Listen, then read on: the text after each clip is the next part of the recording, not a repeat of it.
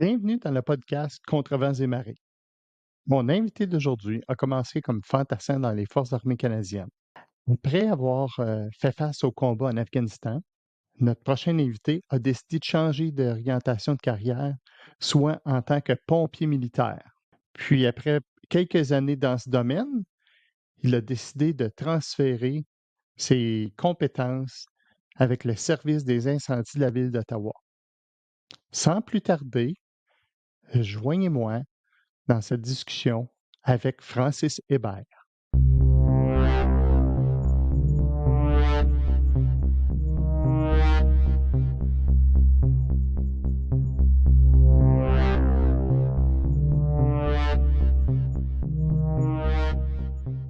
Salut Francis, Salut, bienvenue au podcast Contre vents et marées. merci, Je te remercie beaucoup d'avoir accepté mon invitation.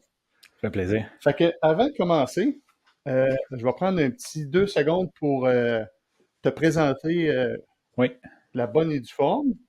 Fait que Francis Hébert, tu es marié, père de 2 garçons, né à Montréal, tu as grandi à Montérégie, tu as été dans les cadets durant ta jeunesse, tu as joint les Forces armées canadiennes comme fantassin à l'âge de 17 ans. oui, Tu as été en Afghanistan de juillet 2007 à mars 2008. Après ça, tu as changé de métier pour pompier militaire. oui, Puis présentement, tu as sorti des Forces armées canadiennes, tu travailles au service des incendies de la ville d'Ottawa depuis 2017. Tu as une spécialisation en sauvetage nautique. C'est-tu la bonne oui, oui, terminologie? oui. OK. Puis, comme passe-temps, adore tout ce que ce qu'il fait en forêt, camping, la chasse, tir à l'arc, le 4 roues, le skidoo. Tu t'intéresses à la sériculture. Oui, oui, Que ça, je dois t'avouer qu'il a fallu que je fasse un petit Google pour voir c'était quoi ça. oui, Donc, en taille des érables, oui, puis exactement. Oui, je d'eau fais mon d'érable. sirop à la maison, oui. Wow, OK, parfait. Fait que, avec tout ça, Oui, euh, t'es né à Montréal, puis t'as oui, résidé sur la Rive-Sud, dans Montérégie. oui. Dans le fond, dans ma jeunesse, là, j'ai demeuré à Saint-Hubert un peu plus tard, on déménagé à Longueuil, ensuite de ça à la ville de Saint-Bruno. Jusqu'à temps là, qu'après ça, je rentre dans les forces. Là. Fait que dans le fond, mon parcours en jeunesse, il est similaire à beaucoup de gens, là, l'école, tout ça. Moi, j'ai jamais été trop un fan d'école. Là. Ça a été c'était assez tôt dans mon cheminement que pour une quelconque raison, je savais que l'armée, c'est ça que je voulais faire comme métier. Puis, fait que mon cheminement, là, il était quand même cheminement scolaire, il est de base. Là, j'ai fait l'école primaire, l'école secondaire, puis ça a été ça pour moi. Là. J'avais pas l'intention d'aller plus loin que ça là, dans les études. Pendant ma jeunesse, là, comme tu as dit, j'ai fait des cadets pendant quelques années. C'était de quoi tout le temps là, un peu qui m'attirait à l'armée, ces choses-là. Puis, fait que c'est quelque chose que j'ai fait pendant quelques années dans ma jeunesse. Puis, ça a été pas mal ça là, pour ma jeunesse, là, quand même assez simple. Là. Pour ce qui est du secondaire, comme je dis, moi, l'école, ça m'intéressait pas trop, mais j'étais quand même jeune dans mon année, puis je complétais mon secondaire encore à 16 ans, puis je pouvais pas m'enrôler dans les forces avant d'avoir 17 ans de toute façon, fait que j'ai complété. Mais à ce moment-là, moi, j'avais mon chum d'enfance que lui aussi, il voulait aller dans l'armée, tout ça, puis il m'a comme lâché à moitié de l'année en secondaire 5 pour rentrer dans l'armée. Puis là, comme moi, j'avais déjà commencé là, mes processus, là, même si j'avais juste 16 ans. Là, moi, c'est sûr qu'aussitôt que je finissais le secondaire, j'avais 17 ans, là, l'armée, c'était là où je voulais m'en aller. Là. OK, fait que tu as gradué secondaire 5. Oui. Puis après ça, y a-tu eu un temps entre le temps que tu gradues au mois de juin puis rentrer dans les forces ou bien t'as fait Ouais, des petits jobs? des petits jobs, mais dans le fond, moi, j'allais avoir 17 ans au mois d'août. Le 25 août, j'allais avoir 17 ans. Puis je me suis enrôlé là, le 26 septembre. Fait que vraiment, là, j'étais quand même très jeune quand que je me suis enrôlé. Là. OK. Ouais. Puis le fait de t'enrôler aussi jeune, t'as-tu vu une différence par rapport aux autres qui s'enrôlaient ou? Ben, moi, dans mon cours, quand je me suis enrôlé, on avait comme vraiment un gros noyau de gars qu'on avait comme en 17 puis 21, 22 ans. Là. Fait qu'on était beaucoup de jeunes dans mon groupe. Puis, tu sais, dans mon cours de recrue, on était pratiquement toute notre cours de recrue, on s'en allait comme fantassin. Là. Qu'on a comme eu un noyau de jeunes, là, on avait quand même des profils similaires, là, beaucoup d'anciens cadets, des gars qu'on se connaissait au travers de ça aussi. Puis, ouais, fait qu'on était beaucoup de jeunes là, dans mon cours de recrue. Là. Puis le fait que t'as rentré puis qu'il y avait bien du monde qui s'en allait fantassin. Ouais, J'imagine que tu en as recroisé encore. Ben, en plus, tu as dû faire tes recrues en français. ouais, ouais, Fait que ça veut dire que les fantassiens qui ont gradué, ouais. ils allaient tous comme 22. On s'est tous suivis. On OK. s'est tous suivis, puis même encore aujourd'hui, là, il y en a un de mes cours de recrue qui est pompier à la Ville d'Ottawa avec moi aussi. Là. OK. T'sais, fait qu'on est quand même, j'ai une couple de chums de mon cours de recrue que je parle encore aujourd'hui. On se voit pas souvent, on se voit peut-être une fois par année, des fois aux 2 ans, mais on est quand même restés, on était tous des gars du même âge, puis on a un peu des parcours similaires, tout ça, puis ouais. Ah, intéressant. Fait que là, tu es rentré d'Inforce en quelle année? Je suis rentré en 2003. Oui, en 2003, je 2003. suis rentré dans les OK. forces. Ouais. Puis là, ça a été, là, dans le fond, le classique, le cours de recrue. Après ça, le cours le QS là, qu'on appelait. Là, puis après ça, Qualification qualification soldat. soldat, ouais. OK. Puis après ça, cours d'infanterie. Puis après ça, on était, toute la gang, on était mutés là, au 2e bataillon. Là. Puis c'était pas mal tout notre noyau depuis le cours de recrue. Là. Fait qu'on OK. on s'est suivis tout ce long-là, tout ce moment-là. Puis, pour quelqu'un là, qui a aucune idée de l'armée, Ouais. un fantassin, ça fait quoi? Ben, dans le fond, on Tu sais, passe. tu Ouais, discutes ça avec un chum d'enfance, là. ouais. C'est comment que tu essaies de donner une description qui est capable de comprendre qu'est-ce que tu faisais, là. Tu sais, la description la plus simple, c'est soldat-soldat. Tu sais, l'image que le monde qui voit dans les films d'armée, tout ça, ben c'est ça un fantassin. Là. Tu sais, c'est aux premières lignes, si on veut, puis c'est l'entraînement en forêt, tout l'entraînement aux armes à feu, toutes ces choses-là. Là. C'est vraiment c'est OK, soldat-soldat. Là. parfait. C'est, Fait que là, tu es rentré en 2003. Tu as fait, comme tu disais, ton cours de ouais. recrue, qualification de soldat, que ça, c'est, à ma connaissance, c'est tous les corps de métier qui faisaient ça. Tous les corps de métier de l'armée de De terre, l'armée là, de ouais, terre, ouais. OK, oui, tu as raison. Après ça, tu as fait ton cours de fantassin de base. Euh, Puis après ça, as-tu suivi des cours comme chauffeur de véhicules blindés, puis des choses comme Ouais, ça? ben là, dans le fond, rendu là, dans l'infanterie, là, au bataillon, là, c'est sûr, j'ai fait plusieurs cours, là, tu sais, communication radio, chef d'équipage, canonnier de VBL, j'ai fait cours de patrouilleur de reconnaissance, j'ai fait cours de missiles, lance-missiles RX. C'était une vieille affaire dans le temps, cours de, ouais, j'ai fait mon cours de chef, j'ai fait, tu sais, j'ai été quand même pas mal occupé, là. J'étais quelqu'un qui était volontiers, j'étais jeune, j'étais célibataire, fait que je levais tout le temps ma main pour tout, puis j'en mangeais, là. Fait que c'est sûr, j'ai fait quand même beaucoup de cours, là, ouais. OK.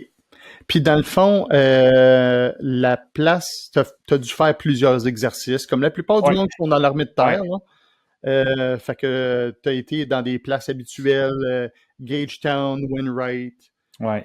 T'as-tu été en exercice à l'extérieur de ces deux places-là? Texas, Texas, on avait fait le Texas dans le temps, puis tu sais, ça tourne pas mal autour de ça, là, je pense. Là. Ouais. Tu sais, les exercices hivernaux, là, tu sais, Baie-Saint-Paul, des choses comme ça, là, autour un peu. Ouais, Oui, mais ça tourne pas mal. avec ma job, là, quand je parle, tu sais, il fait froid dehors, là, au Ouais, mois de février, là. Puis là, le monde fait ah, c'était dur ouais. l'autobus ce matin. Puis Ah je ouais. fais ah mon Dieu, ouais. Mm. C'est d'habitude, là, je sais pas comment ils font pour faire leur planification, mais c'est tout le temps là qu'ils font une belle petit Ouais, exercice hivernal ah où ouais. est-ce que tu vas dans les tentes, il fait pas chaud, tu te gèles le bout des doigts, c'est fanal, Ouais. tu sacs tout le temps. Une des bonnes hivers, je m'en souviens, on avait fait 3 exercices hivernales cet hiver-là. Là, ça a été ça en avait été une bonne. Là. J'ai fait mon cours de chef dans l'hiver aussi. Là, ça, on avait gelé pas mal. Là. Ouais, Ouais. ouais, ouais. Ouais. OK.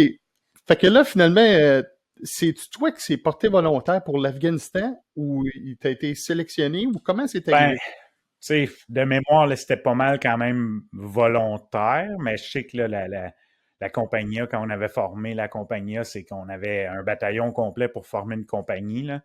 Fait que, tu sais, je te dirais qu'en général, on était pas mal de gars motivés qui avaient quand même déjà quand même une bonne expérience. Là. Fait que ça a été. Ouais. Fait que c'était un peu des deux, là, je pense. Là, ouais. OK. Oui, parce que c'est pas tout le monde qui a le même parcours. Non. Parce que vu que c'était la première rotation que des Québécois s'en allaient en Ouais. Afghanistan, zone de guerre, pas à Kaboul où est-ce que Ouais, ouais. c'était Maintien de plus la de paix puis de la maintien de la paix de la sécurité, ouais. police. Là, à Kandahar, on savait que ça brassait, hein. Oui, oui, oui. Parce que moi, dans mon cas, moi, c'est que dans la salle de rapport où le bureau que je travaillais, on était quoi, une douzaine? Oui, J'ai levé la main et j'ai fait, moi, je veux y aller, là. oui, oui. Mais tu sais, on avait eu une montée en puissance avant ça, où ce qu'on était un peu le deuxième groupement tactique au cas où il y aurait besoin de plus qu'un. Puis ça, je pense que c'était dans le coin de la première rotation à Kandahar, puis c'était le PPCLI de mémoire là, qui allait. Nous autres, on était comme en backup, puis on a fait une montée en puissance, tout le bataillon, puis finalement, ben, on n'a pas été déployé. Là, puis, le monde était déçu pas mal. Puis après ça, ben, quand l'autre rotation est arrivée, là, c'est sûr qu'il y avait quand même beaucoup de volontaires qui étaient intéressés d'y aller. Puis de mémoire, là, le groupement tactique, on avait été formé c'est le groupement tactique du 3e bataillon, mais il y avait une compagnie d'infanterie du 2e bataillon, puis il y avait une compagnie d'infanterie du 1er bataillon aussi là, qui faisait partie du groupement tactique. Là, c'est ça. Fait qu'on avait juste un bataillon complet pour former une compagnie, là, dans le fond. Ouais, ouais, ouais. Puis peut-être 2, 3 semaines, je pense, avant qu'on parte, il avait décidé de faire seulement 2 compagnies, mais augmenter. Ouais. Fait qu'on avait passé de peut-être, je sais pas moi, peut-être 130, 150 à 180, parce que, Moi, il semble, avait là, rajouté un peloton du 1er bataillon dans notre compagnie, puis il avait mis un autre peloton du 1er bataillon avec la compagnie du 3e. Il a fait une affaire de même. Là. Fait que oui, ouais, on ouais, avait une compagnie de 4 pelotons, contrairement au traditionnel de 3 pelotons, plus ouais. PC, tout ça. OK. Ouais. Puis, ta job comme fantassin en Afghanistan, c'était quoi au juste? Dans le fond, moi, mon parcours était un petit peu particulier puis il était chamboulé un peu à la dernière minute là, parce que, dans le fond, moi, dans ce temps-là, j'étais soldat, mais j'avais fait mon cours de chef assez jeune dans l'armée. Puis après avoir fait ça, j'avais fait mon cours de chef d'équipage VBL, là, des véhicules blindés légers, avant de partir en mission. Dans ce temps-là, j'étais juste dans une section d'infanterie normale comme soldat.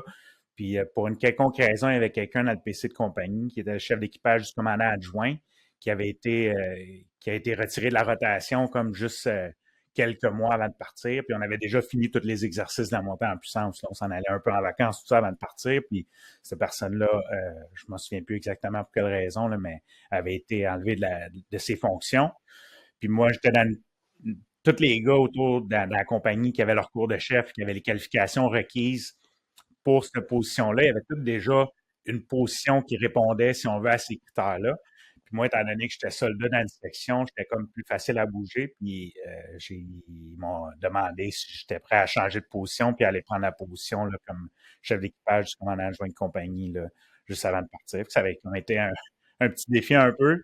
Puis j'étais pas trop sûr au début, mais j'avais beaucoup de chums au PC de compagnie, là, des chums avec qui j'avais fait beaucoup de cours tout ça, dans l'armée.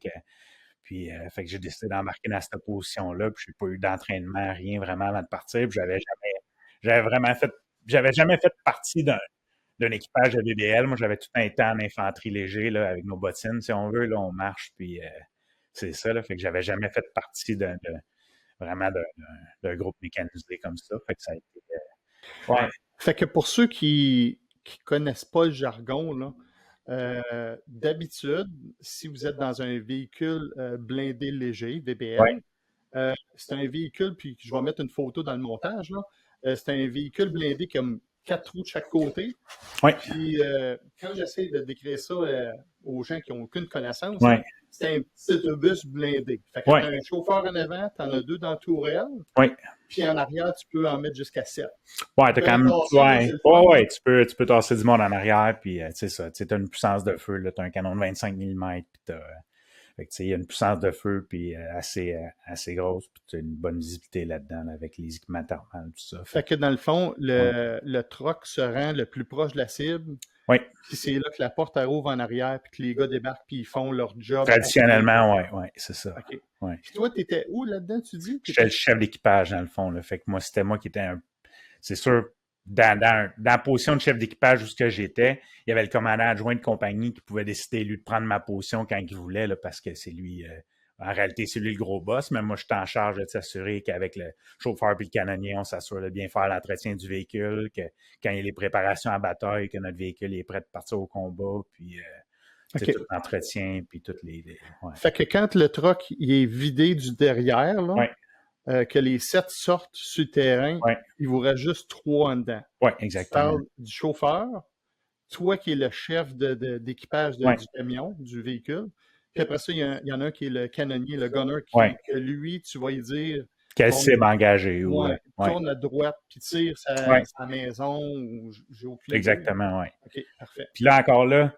pour sortir du traditionnel, moi, j'ai été mis dans cette position-là. Mais là, le commandant adjoint de compagnie, lui, il n'est pas souvent utilisé dans les opérations de combat parce que généralement, il va rester plus en arrière pour s'assurer là, de faire la liaison entre les troupes qui sont au combat, puis le commandement, toutes ces choses-là. Puis en tout cas, fait que généralement, il y a des tâches un petit peu plus administratives.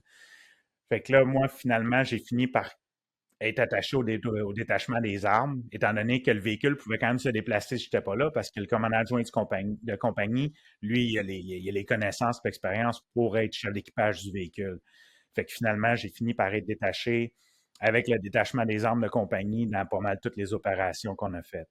Fait que j'ai pas tant fait en terrain de combat, j'ai pas vraiment fait la job du chef d'équipage. J'ai fini par être souvent déployé. Là, c'est ça, avec le détachement des armes et le commandant de compagnie là, pour les opérations de combat. OK. Puis détachement des armes, là. Même moi, là, que Ouais, j'ai pataugé là-dedans pendant un bout de temps, là, j'ai jamais vraiment compris c'est quoi vous faites. Un sniper, pour moi, c'est clair, ouais. mais détachement des armes, ça fait quoi? Mais dans le fond, encore là, c'est au niveau de compagnie, tu sais, au niveau de peloton, c'est clair, là, il y a il y a une plus grosse arme à traîner, là, la C6, il va avoir des fois un tireur de précision, des choses comme ça. Au niveau du PC de compagnie, il avait comme monté ce détachement des armes-là avec une gang de gars qui étaient tous généralement dans leur fonction au bataillon, c'était des snipers. Puis il avait tout monté avec ça, puis on se déplaçait tout le temps dans le fond avec le commandant de compagnie, puis on s'assurait un peu pas nécessairement, on n'est pas une protection rapprochée, là, c'est pas le même que ça marche, mais on était avec lui, puis on se déplaçait tout le temps avec le commandant de compagnie, tout ça, dans les opérations. Puis, fait qu'on n'avait pas vraiment, des fois, on va être positionné stratégiquement pour certaines tâches, pour donner un couvert. On va aller sur un toit pour donner un couvert à des troupes qui avancent, des choses comme ça. Mais il n'y avait pas vraiment, on n'avait pas une plus grosse arme avec nous autres. On n'avait pas vraiment une arme de sniper ou quoi que ce soit, rien de ça. Là. Fait que, c'était pas ça. Là. C'était pas un sniper. C'était pas une histoire de. OK. Fait que Mais vous aviez les C7 régulières qui ouais, avaient ouais, autour. ouais, ouais. Puis, peut-être qu'il y avait un des gars qui avait une arme un petit peu plus avancée, mais pas encore là, pas une arme de sniper, rien de ça. Là. OK. Je me rappelle plus du nom, là, mais je sais qu'il y avait une C7 qui avait été comme modifiée un peu pour des tireurs de précision. Là. Des fois, Peut-être ils changeaient le scope ou des affaires de ouais, même, là. un petit peu plus poussé que ça, là, mais ouais, peut-être qu'il y en avait un des gars qui avait ça, mais ça fait quand même un petit bout de temps pareil. Oui. Fait Oui. que, tu sais, ça, on se déplaçait. Tu sais, dans le fond, avec nous autres, on était avec le commandant de compagnie. Il y avait les gars de l'artillerie qui commandaient l'artillerie qui étaient avec nous autres. Fait que, tu sais, on était souvent dans des positions stratégiques au combat où que les gars de l'artillerie pouvaient commander l'artillerie ou les gars pouvaient faire venir, s'il y avait des avions de chasse ou des hélicoptères, ben, c'était les gars de l'artillerie qui étaient avec nous autres. Fait que, on était un petit groupe composé, là, une couple de fantassins, une couple de gars, là, des cases qu'ils appellent, là, une couple de cases avec nous autres. Fait qu'on était comme un petit groupe comme ça, le gars des communications radio, le médic de compagnie. Fait qu'on était tout un petit groupe comme ça, là, avec. OK. Ouais. Puis, encore là, le gars d'artillerie, dans le fond, là, c'est qu'il soit qu'il le regarde avec des longues vues ou bien qu'il sait où est-ce qu'ils sont. Ouais. Puis lui, il va demander peut-être du support aérien. Ouais. Il attaque avec un avion qui bombarde ou quoi que ce soit, où Ouais. est-ce qu'il y a des talibans Ouais. ou bien de l'artillerie. Ouais, parce qu'il y a une formation spécialisée, puis il y a une radio avec une différente fréquence, fait qu'il communique directement avec les pilotes. Il dit qu'il communique directement avec l'artillerie, puis c'est lui qui a la connaissance, c'est un gars d'artillerie. Fait que lui, il comprend comment que ça fonctionne, puis le pattern, tout ça. Fait que OK. fait que souvent, on va arriver dans des positions avantageuses où ce qu'on peut supporter l'assaut, si on veut, ou les troupes qui sont en contact. Là. OK, parfait. Y a-t-il des fois, justement, que tu l'as vu à l'œuvre, le gars, c'est-tu arrivé, c'est sûrement arrivé plutôt, que vous avez dû commander de l'artillerie pour vous aider ou bien un support aérien? Ouais, je te dirais pas mal à toutes les opérations de combat, là, souvent on avait de l'artillerie. Quand c'était possible, on avait un support aérien. Là, on a tout eu, là, des jets, des Apaches. Moi, je vais dire des F-15. Me semble que c'était des F-15, là, mais je suis pas. OK.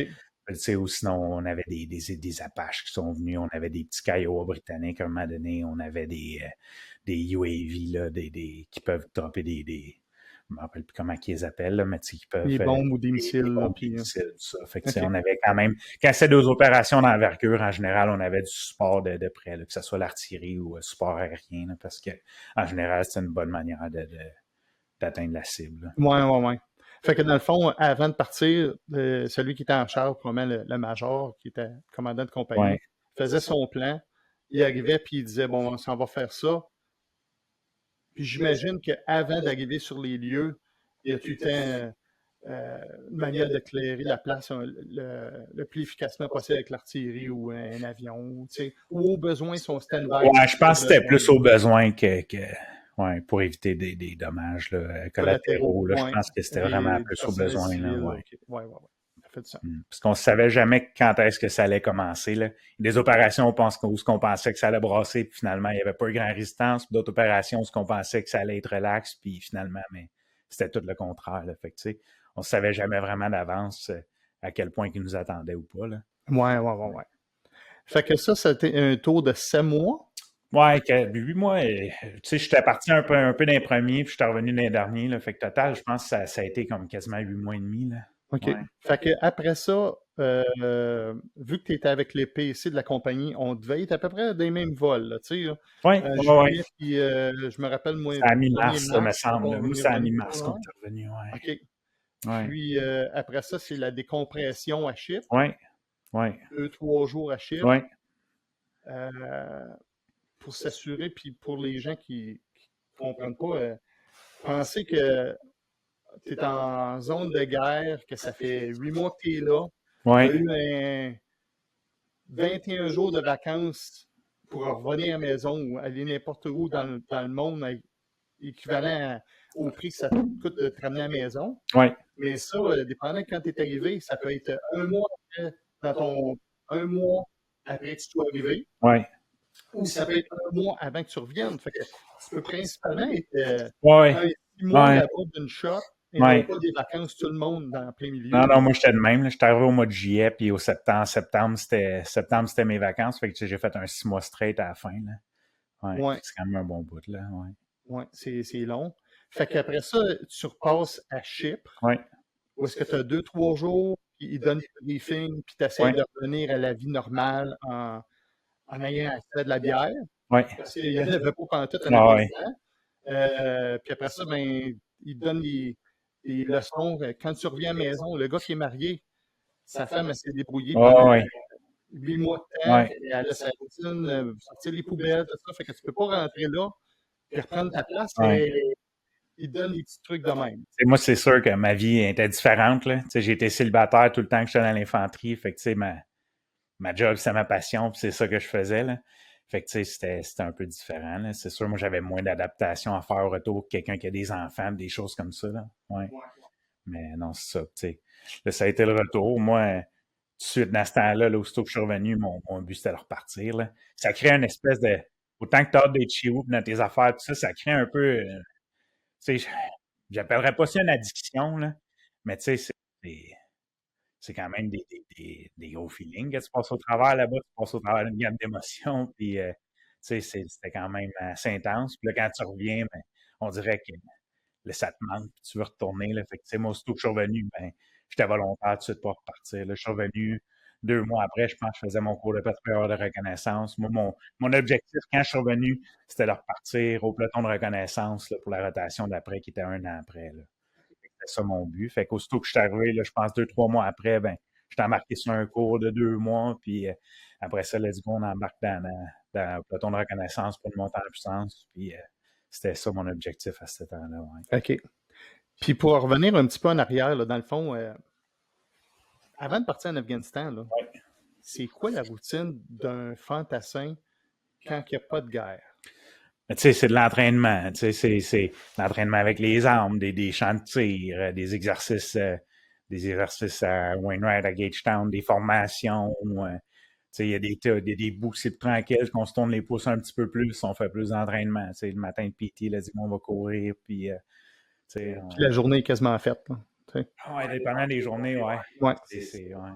Parce qu'encore là, pour le monde qui écoute, là, les forces canadiennes aussi, c'est pas juste en temps de guerre, c'est en temps de paix, où est-ce Ouais, que réagir à des inondations, des feux de forêt. ouais, Fait que durant l'année, il y a des formations, mais une fois que tu as su comment promener dans le bois avec une boussole, ben, tu l'as fait une fois dans l'année. ouais, Une fois que tu as fait tes premiers soins, ben OK, ben, ta semaine vient d'être finie, tu as fait tes 2 cours. ouais, Il te reste encore le restant de l'année à faire des ouais, affaires. ouais, Fait qu'à un moment donné, tu vas courir le matin, faire un ouais. petit 6 kilomètres, 6 10 kilomètres, kilomètres, ça dépend des jours, dépendant de. Ouais. puis après ça, tu fais de la formation. Sinon, ben, t'attends, tu peux Ouais. performer, tu peux améliorer la bâtisse. Ah ouais. C'est tout le Il y a temps le des temps fun, là. d'attente, là, des fois. Puis, Ouais. ouais, l'été, pendant le temps des vacances, quand t'es plus nouveau, t'as moins de vacances un peu, puis tu peintures les murs dans le bataillon. Puis, Oui. ouais. Fait Fait que, que, fait que dans le fond, aller à la guerre de même, tu pognes vraiment comme l'apogée de ta carrière, dans le fond, là. ah ouais, c'est ça. Tu sais, quand t'es jeune, puis tu rentres là-dedans, là, tu sais, j- quand tu grandis, tu regardes des films de guerre, des affaires, tu dis, Ouais, hey, ouais. tu sais, quand tu vois un film, tu comprends pas tout ce qui se passe, là, mais tu sais, t'es comme, wow, Ouais. en tout cas, moi, dans mon cheminement, c'était un peu comme ça. Je regardais ça, puis je trouvais que ça avait de l'air complètement débile. Là, tu sais, j'ai tout le temps regardé les films de la Deuxième Guerre mondiale, cette affaire-là. Puis il y avait bien des films sur le Vietnam quand on grandissait. Puis, tu sais, Tout le autant temps bien quand intéressant t'es puis jeune de même, fascinant. quand t'es jeune de même, tu réalises pas comment tough que c'est, mais tu sais, ouais, il y avait tout le temps comme, je sais pas pourquoi, une espèce d'attirance envers ça. Puis là, c'est sûr que, tu sais, quand tu t'entraînes, ben, c'est pas la réalité. Puis là, quand tu arrives, tu le fais pour de vrai, ben, autant que tu passes au travers d'une gamme d'émotions, autant que, tu sais, c'est que ça, c'est l'apogée. Là, ça peut pas être plus vrai que, ça peut pas être plus vrai que ça, là.